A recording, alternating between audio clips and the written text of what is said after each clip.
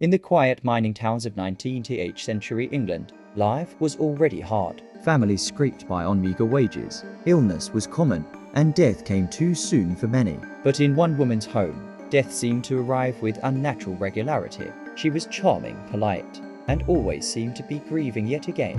A devoted wife, a loving mother, a caring neighbor. But Mary Ann Cotton had a secret. She wasn't unlucky. She was a killer, and she didn't just kill once or twice, she killed over and over, in a trail of poison and profit that would earn her the grim title, Britain's first female serial killer. Mary Ann Robson was born in October 1832 in Low Moorsley, County Durham, a poor mining community in northeast England. Her father, Michael, was a coal miner, a dangerous job that brought steady income, but constant risk. Her mother, Margaret, was a homemaker, strict but caring. Mary Ann's early childhood was marked by discipline, the Methodist Church, and the smell of coal dust in the air. Her family was working class, respectable, and hoped Mary Ann would grow into a good wife and mother. But in 1842, tragedy struck. Mary Ann's father died in a mining accident, falling down a shaft. His death left the family destitute. For a girl of just 10, it was a harsh lesson. Life could turn cruel in an instant, and survival often meant making hard choices. Mary Ann's mother remarried a few years later, but Mary Ann clashed with her stepfather. At 16, she left home to work as a nursemaid in nearby Seaham Harbour. This was her first taste of independence, but also a glimpse into the domestic struggles of others. A place where illness and death were common, and where people trusted caretakers implicitly. In 1852, at the age of 20, Mary Ann married William Mowbray, a coal miner like her father. They moved to Plymouth in Devon, where William took work in the dockyards. They began having children almost immediately, a staggering number of them. Between 1852 and 1860, Mary Ann reportedly gave birth to at least 5 children. But here's the disturbing part. Most of them died young, from what was recorded as gastric fever or intestinal disorders. In the Victorian era, high child mortality rates were tragically common, but even for the time, the number of deaths in one family was suspicious. Still, no one connected the dots. By 1860, the family returned to northeast England. William took out a life insurance policy, a relatively new financial product covering both himself and their remaining children. Not long after, he died suddenly of an intestinal illness. Their last surviving child from that marriage, Margaret, also died soon after. Mary Ann collected the insurance payout. The pattern had begun. 1. Marriage or relationship. 2. Sudden illness in spouse or children. 3. Death. 4. Insurance or financial gain. 5. Mary Ann moves on. After William's death, Mary Ann quickly found work as a nurse in Sunderland Infirmary, tending to sick patients. There she met a patient named George Ward, a widower recovering from illness. Mary Ann married him in August 1865. George seemed to recover well at first, until his health mysteriously declined again. Within a year, he was dead. His symptoms eerily similar to those of William Mowbray: severe stomach pain, vomiting, diarrhea. Once more, Mary Ann collected the insurance money. Neighbors remarked on her bad luck. Twice widowed, so young, with so many children lost. But her grief never seemed to linger long. She was always ready to remarry. In 1866, Mary Ann began working as a housekeeper for James Robinson, a shipwright in Seaham Harbour. Robinson had recently lost his wife and needed help caring for his children. Not long after Mary Ann moved in, tragedy struck again. Robinson's baby died suddenly of stomach illness. Then, within days, his mother, who lived with them, also died unexpectedly. Despite the back-to-back deaths, Robinson married Mary Ann in August 1867. The marriage, however, was rocky. Robinson grew suspicious after Mary Ann tried to persuade him to take out a life insurance policy. He also discovered she had been stealing money.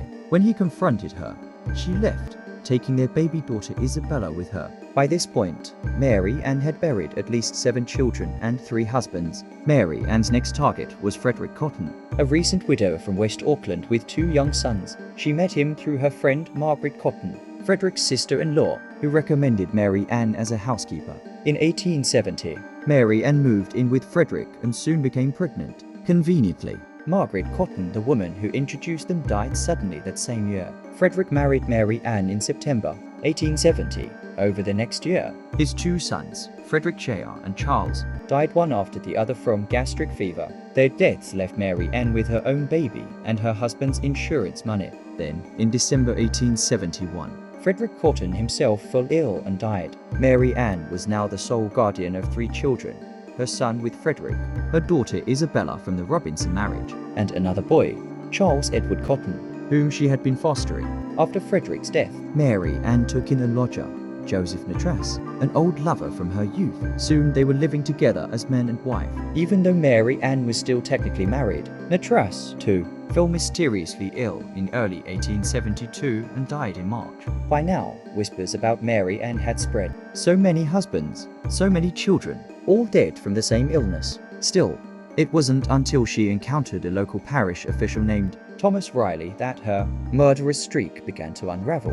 Riley asked Mary Ann to take in a child named Charles Edward Cotton after his mother died. Mary Ann complained, saying the boy was in the way of her plans. Chillingly, she told Riley, "I won't be troubled long. He'll go like all the rest of the Cottons." When Charles Edward Cotton died, just a week later from stomach pains, Riley reported her to the police. A post-mortem on young Charles Edward revealed traces of arsenic, a poison readily available in Victorian England, used in rat poison and household cleaners. Arsenic poisoning symptoms matched exactly what had been recorded for Mary Ann's previous victims: severe vomiting, diarrhea, stomach pain, collapse. The exhumation of Joseph Natras's body confirmed arsenic poisoning as well. Mary Ann was arrested in March 1873 and charged with the murder of Charles Edward Cotton. Although authorities suspected she had killed at least 21 people, they decided to focus on the one case with the strongest evidence. Mary Ann Cotton's trial at Durham Crown Court became a national sensation. The prosecution painted her as a cold, calculating killer motivated by greed. They laid out her history: